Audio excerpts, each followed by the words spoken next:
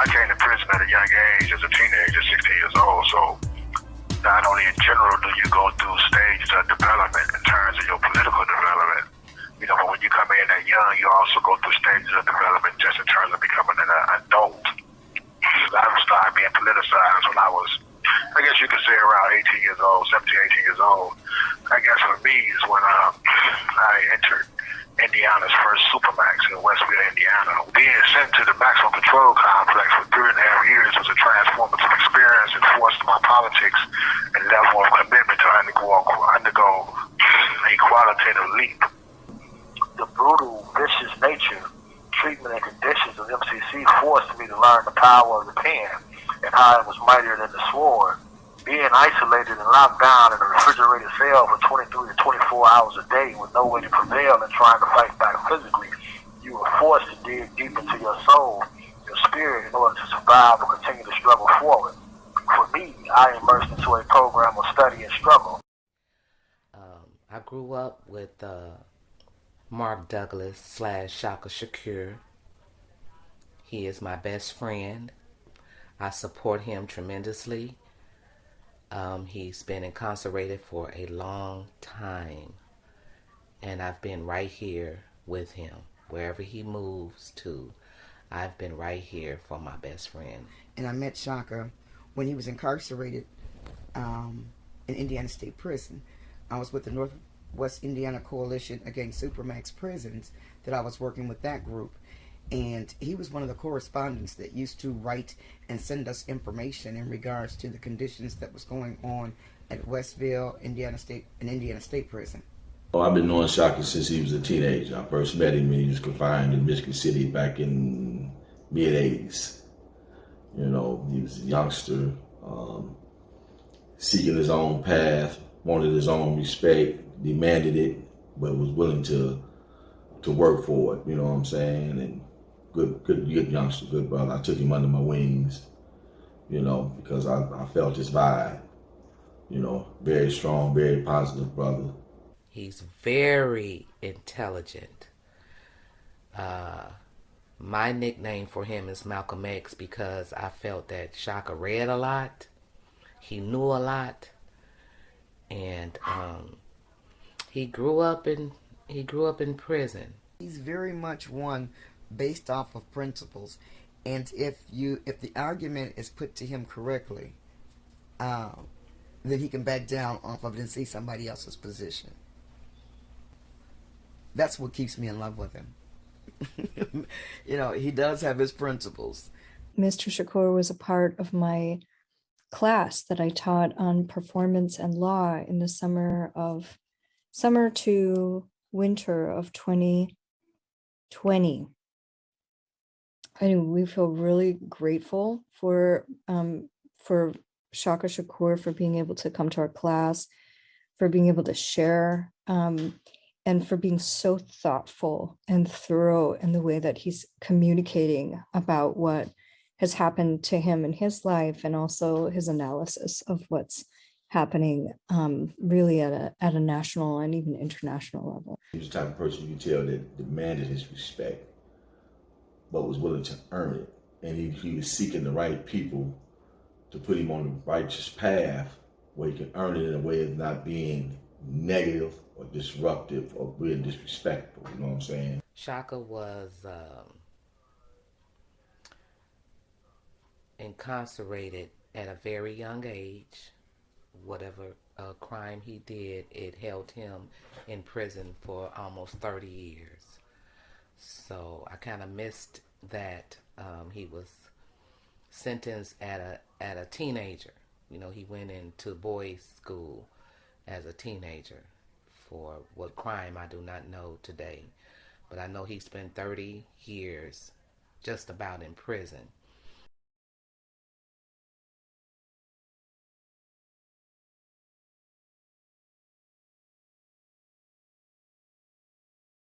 And I think Shaka at that time, I think he may have been about 17 years old.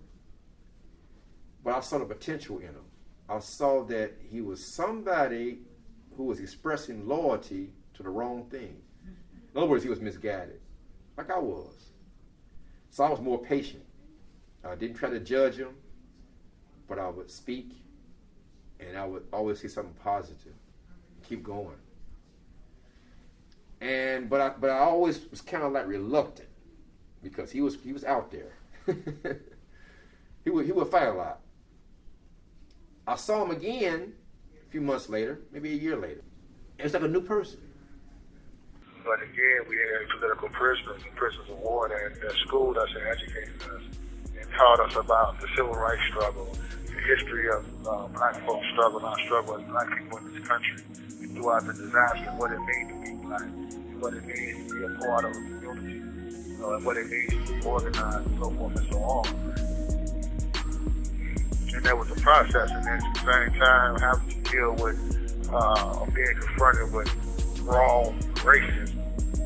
You know what I'm saying? Something that you may have not been confronted with growing up in the area, which is predominantly about black town and what have you. You know, so now you're being confronted with rural racists, white prison guards and whatnot, that's not used to dealing with or being around black prison people or what have you. You know, that was visiting violence upon us. You know, come in with the stereotyping and thinking that the system supposed to make you a better person and work for you and counsel there to help you and whatnot, and you get a dose of reality. I can't remember what the occasion was, but it was something to do with, everybody can go up on stage and speak their political views or about something about black history, or it was something. And we were sitting in the chapel, and Shaka got up on stage. And this is when I really seen how sharp he was in politics, from a not just a mental but a verbal standpoint. And he got up there and he spoke about, I think he spoke about Martin Luther King, Malcolm X, and other people, And I'm in the chapel. I'm like this here. Oh boy, I'm easy down my child. Oh boy, they come and get us.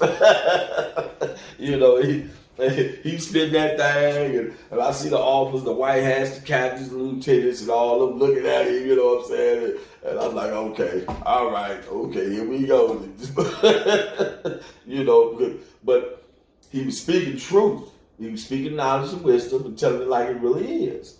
He became one of our best comrades. He was one of the best, and he would be a good example of what I was trying to convey to the young people in the talk in there, of trying new things. You don't have the fear, you don't have the boundaries, but you test the boundaries and take it a little further, and that's what Shaka did.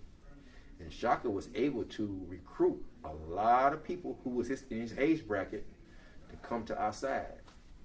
So he was highly instrumental in transforming the colonial criminal mentality into the revolutionary mentality while we were in prison. They had blind spots at Indiana State Prison where they would take inmates and they would beat up on them so that the cameras wouldn't be able to see, and then take them back out, and they have no idea what's going on. And so all of this was what they were protesting. Oh, and then, like I said, they were stopping them from being able to have certain books to read. You could only have books and magazines that were, like, basically mindless reading. I never knock anybody, no author, for writing anything they can get published. But it was nothing that was going to help develop their minds and help them as individuals so that they could make decisions on their own without being pressured from any one particular person. A lot of these correctional officers, they had these jobs were correctional officers that wasn't really around a lot of blacks, wasn't raised around a lot of black people, and a lot of them that went to school was either bullied.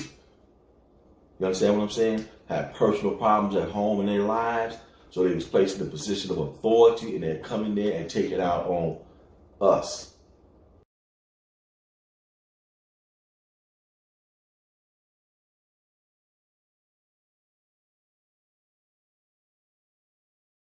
He was one of the leading organizers. He didn't wait to the last minute to have a knee-jerk emotional response to it. He had an actual, well-thought-out, methodical course of action. And that course of action was successful. But, and it stopped a lot of people from being, it stopped the goon squad from being, murdering the brothers in there and beating them down and attacking the brothers. It put a hold on it. So they decided that they were going to take the ones that were the so-called leaders of putting this together. And it was like 6 of them, and they transferred them to Westville. And at Westville, they went straight to lockdown. You know, they were definitely in Supermax then. And so they weren't allowed visits. They weren't getting phone calls. They've always monitored the mail. You could get a letter through, but it might take forever. Same tactics they do now. So in the summer of '92, I had just moved to Chicago, and I heard, I saw a flyer in some community center in the city about a protest outside of the Maximum Control Complex, the MCC prison in Indiana, Westville, Indiana. And the flyer explained how prisoners were being tortured and subjected to sensory deprivation. I learned that there was a major hunger strike occurring by prisoners at that prison. So I drove out and with a few friends, and we joined the protest. And at the protest, I learned that one of the key organizers of the hunger strike was SHAKA SHAKUR. It turned out, I think it became the longest, at the time, the longest prisoner hunger strike in U.S. history. If I remember right, it went on for almost 37 days for some of the hunger strikers. And so Shaka was the one that was giving us the information about sensory deprivation, what it looked like, and the problems with the Supermax. You know, being locked in 24 hours a day. Sometimes you're supposed to get like an hour out, but you might go 3 or 4 days and never go out. You know, you're just in the cell. And, oh, excuse me. And because of that group, him, Calfani, and some of the other ones, they ended up changing the name of Supermax. You don't hear them say Supermax anymore. They say secured housing units. But they still do the same things. Shaka had the idea to form a newsletter of writing by prisoners in the state of Indiana, prisoners who were, he knew through his experiences in prison that these were very politically active prisoners, but they were separated from each other in different facilities. In the case of MCC, they couldn't communicate because of the Supermax conditions of sensory deprivation. So we launched this project. Prisoners would write to me, and I had a small collective, and we would type up and format the writing, and then produce a newsletter and send it back into the prisons. And that became a way for Shaka and other prisoners to communicate with each other and with the outside world. First of all, the whole purpose of incarceration has nothing to do with rehabilitation. It never did. It's a myth completely. I mean, maybe a few people manage to get to degrees and get out and get some low-paying jobs, and they trumpet them all over the media. But the purpose of incarceration primarily is to keep people off the streets. Secondarily, there may be some revenge by politicians. And then maybe on the third level, the privatization and profits. Although I think the fundamental one is just trying to restore so-called order with a sledgehammer, basically.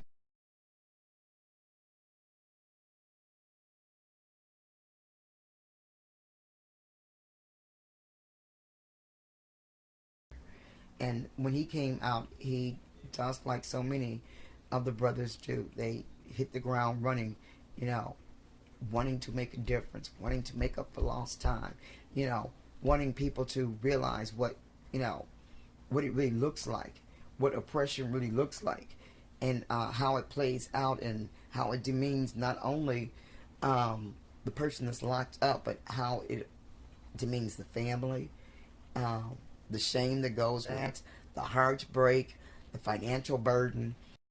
I started immediately speaking on the radio programs, speaking at different schools and community outreach programs, some of the community groups and whatnot, about the need for reentry and to have something for us to come home to, and trying to get brothers that was coming home to organize amongst ourselves. And we tried to get a group off the ground called TAG, T-A-G, Troops Against Genocide, which is going to be geared towards really community and grassroots organizing. And I was working with the former mayor Thomas Barnes as well, who was supportive of us at the time, and trying to develop and implement survival programs and decolonization programs and programs that was geared towards trying to keep us out. We were still working with conditions about prisons, and he was reaching back and still connecting with guys that were behind the wall, connecting with their families and trying to help the families out. He had one comrade who was locked up, Shamari Coley, and his mom was an elderly woman, and she didn't have anybody to really help take care of her and stuff. And so Shaka became her new son, because he would go at least twice a week to make sure she had groceries, if she needed to go anywhere, to make sure that she had a way to get there, take her a few little extra dollars, for her, because she was on fixed income.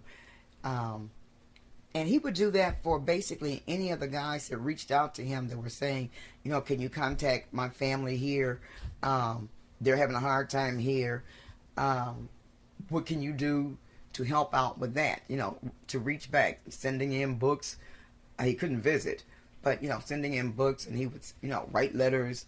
They would correspond that way, and just started to work with some of the families to help them understand what prison was like. Coming home in 2000 or whatnot, I tried to do things differently. I tried to take time to heal myself. I was in a different relationship with a Kiki. Instead of going back home to stay with my mom, I came home to her community and neighborhood, stayed with her, tried to build. We would eventually get married, and I signed up for school, Purdue University, and plug into the lecture circuit through different comrades and people that I had cultivated political relationships with over the years. So not only was I speaking on a grassroots community level through different groups, Holy Angels Church Cathedral on the west side of Gary, who was very supportive of a lot of the efforts that we were trying to do for us reentry. The college network in terms of, like I say, Princeton University, Beloit University had a thing they called a Rad Fest in Lake Geneva, Wisconsin, that I was able to make a lot of contacts with, which is where I met Professor Catherine Orr from Beloit University. And a lot of these events, it would be youth that were attending these events from the community, or some community or grassroots groups would bring in a bunch of youngsters to hear me speak, and I was just building like that. When we got together, he had enrolled at Purdue. He was going to Purdue, and he was doing the speaking circuit, going around different universities around the country, speaking about the reality of being locked up. Doesn't matter what color you are, what it's like, and what the reality of it is. So Shaka had landed a job offer at the university for a mentorship because he had a story to tell to other juveniles, young men, and he was working with kids in the community. He was forever, our door would stay open with, because he's bringing them in, and I'm cooking and feeding them, and and he's just interacting with them, hey, what is it that you really want to do, have you thought about this? This makes no sense for that. Just kind of like the big brother thing, because he said he never had a big brother when he was growing up to put that hands on, and he says that they've had guys come in after when he was in there like 13, 14 years old, being locked up in prison. He says, and that would really bother him because those are still considered just babies, in a lot of ways. You whatever you've done mentally, you're still not an adult. You don't really understand what's happening. But all the youngsters in the neighborhood came by the house, hear their music, play their music, rap, you know what I'm saying? They'll be out there, you know, rocking and doing their cycles, etc. But everybody came by the house. You know, and I got an opportunity to cultivate relationships with a lot of these youngsters. Some of them, their parents was in prison. Some of their parents was on drugs. Some of them we moved in with us, white, black, candy stripe, you know, and took care of, you know, got in school, got jobs, you know, things of that nature. A lot of them was in the streets, you know, trying to survive. And, you know, and I would like to show Black Panther videos and videos of different aspects of the movement or how I'm working out and just engaging them, you know. And they started calling me Malcolm, man, your stepdad like Malcolm X, you know what I'm saying? It used to be kind of funny. He would just sit and just listen. They'd talk, and he would listen, you know, kind of question them, you know, well, how you come up with that, and try and introduce them to books that they had never even heard of, newspapers, things that was information about what black people and people of color have contributed, helping with building the self-esteem to some of these youth. And I had teenage kids, and their friends were like, you know, oh wow, you know, they call him old head, that old head, you know, and he wasn't much older than them, but they like to talk with them because, you know, he wouldn't talk down to them, but he would discuss, you know, what is it that you really think that is going on, and what part are you playing in it, in your own oppression. So that was fascinating to me, to find somebody that was that well read. But some of them youngsters, sadly, I would meet in the system years later, you know, of doing time themselves, you know, and some just didn't make it. I went to so many funerals out of the first 90 days that I was home, brother, of just kids from the neighborhood, youngsters of the neighborhood, under 25, that I had to quit going, you know. It was just sad, and sad enough, my son would end up being one of those funerals, you know, 10 months later, you know.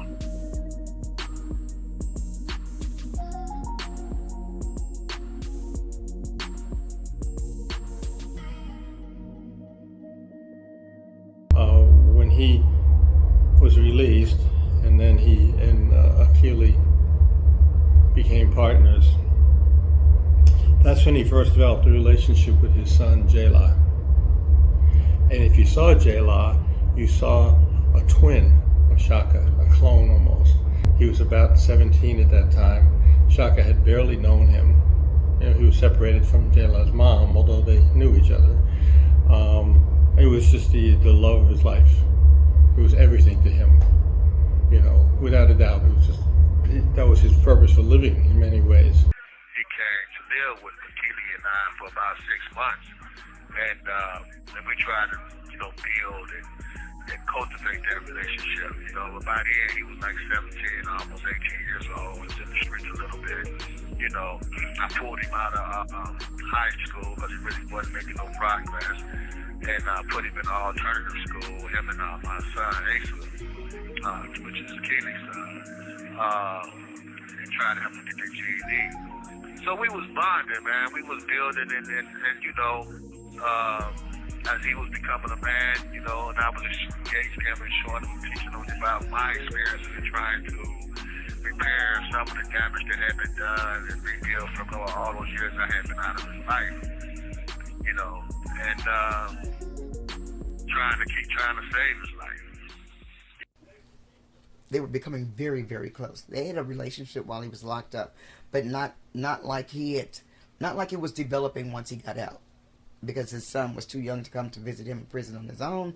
He had to wait for somebody to bring him, and so once he came home, he would spend as much time as he could, you know, with his son, and he was just, you know, this is what it's all about. It's about the next generation.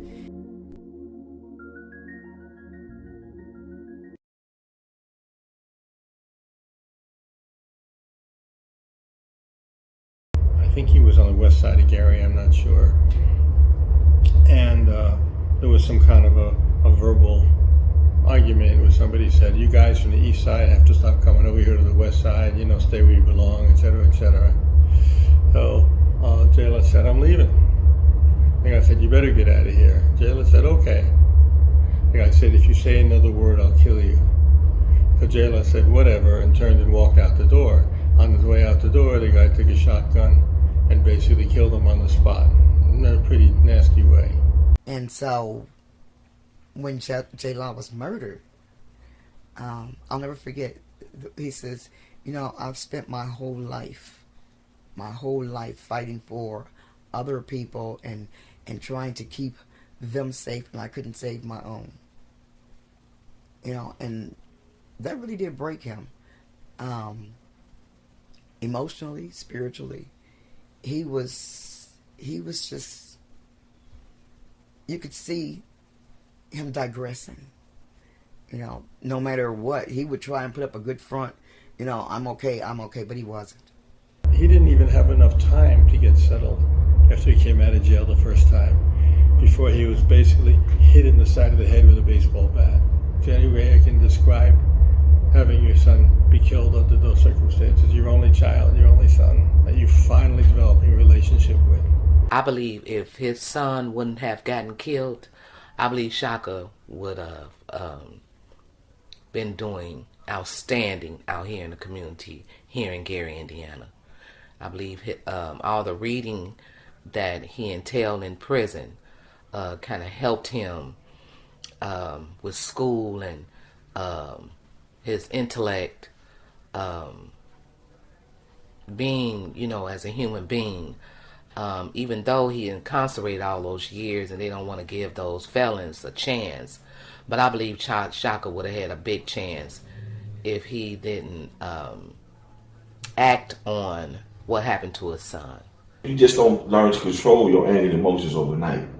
It takes years to learn to control your anger and emotions. Steps, you know, and sacrifices. And I believe when he got out, that's one of the things that took place. You know, he was still, and it's hard for us to adapt to authority when authority has been the ones trying to push you in the ground, push you into an early grave. You understand what I'm saying? Break your spirit. He would go into anger bouts where he'd just be angry. For no apparent reason, he would go from 0 to 100 in anger, and he would say, you know, my only child, the only son, my only child, and I couldn't save him. I could not save him. I didn't protected all these people. So he felt like he was a failure. Out of all the things that he was doing and all the people that he'd been talking to and, you know, trying to get them to see things differently, another young black man murders his son. I can't imagine any human being dealing with that in that way. Just, I mean, I don't know. It's almost like you want to commit suicide yourself at that point. There's nothing, you know, it's everything to live for. And gone in a flash.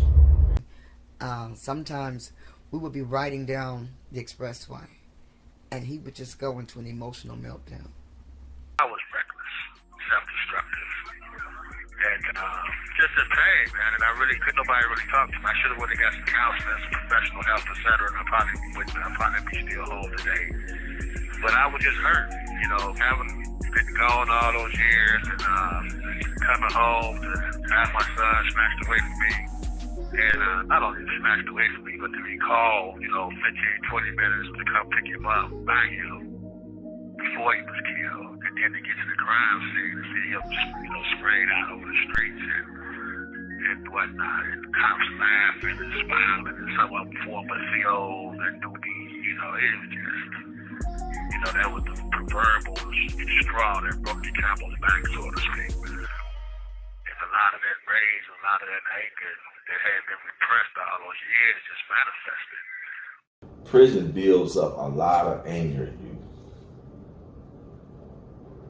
You know, it affects you dramatically, so mentally and from an emotional standpoint, and you're used to living by a code and guidelines in the prison system, that when you're released in society, you're still living by these codes and guidelines. And it's easy for somebody to trigger you off. It's like when you go to war and they say you come back and you have them post-traumatic stress. We didn't know it then, but that's exactly what we was dealing with getting out of prison. The revolutionaries are still human beings, you know, and he needed that type of support and understanding from people that were around him, but he didn't have that. He was the alpha male who was the head coordinator of what was going on out there in the streets at the time. He was, what he had to work with was severely limited.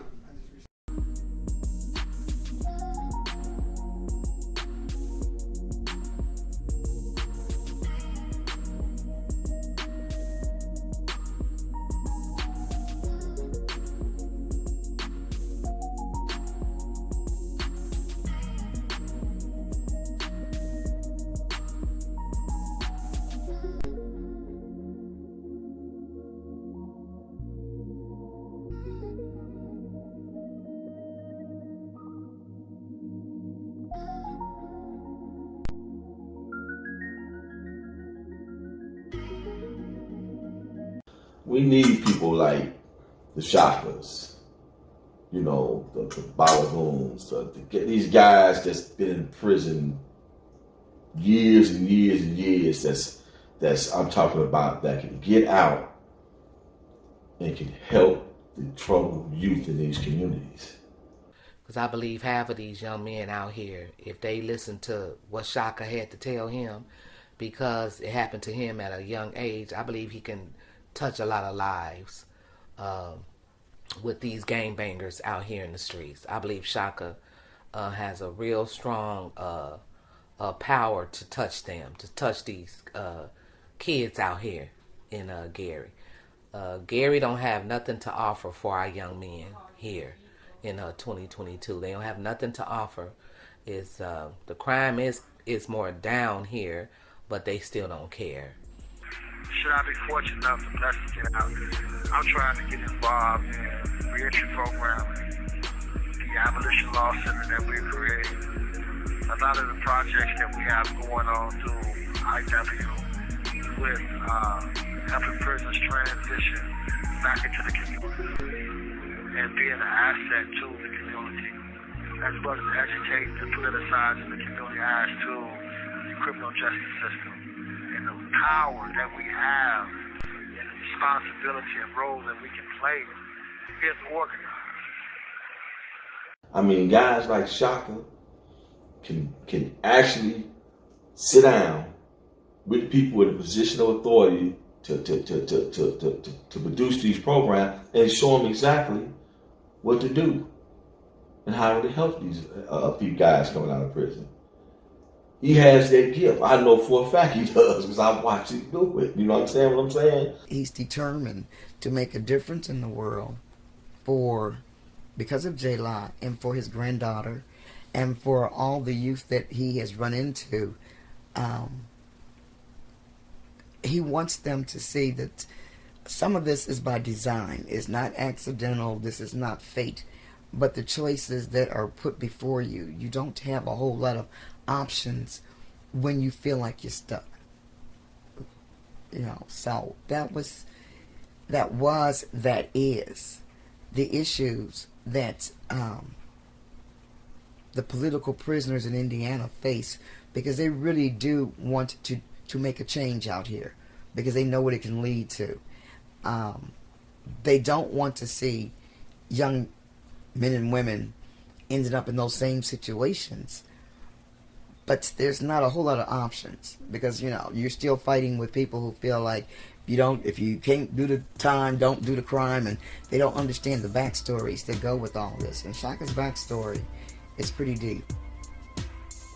Go online, do their research on Shaka Shakur, and get his DOC number and reach out to him and learn him, you know, and he'll write you back, communicate with him.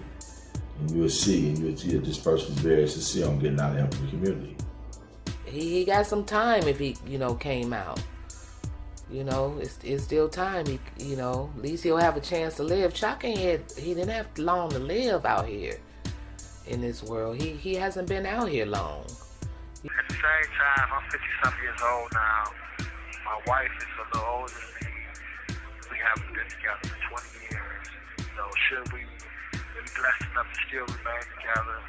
I'm trying to come home, man, and sit my ass down and enjoy life. I maybe got 20, 25 years left on this planet. I've been locked up all my life since I was a kid. I'm trying to enjoy life, watch my grandbabies grow up, and contribute to our struggle and represent for those that have represented for me while I'm down. That's what my head is at. Giving something back. And at the same time, trying to educate the people and let people know, like, this is reality that we're dealing with. And hopefully create a new generation of activists and revolutionaries that's continue to push the struggle forward. And if I can do that, accomplish that. You have 1 minute remaining. That, and you can go and put me in the ground or whatever you're going to do, bro, and I feel like I made a contribution to what we're about.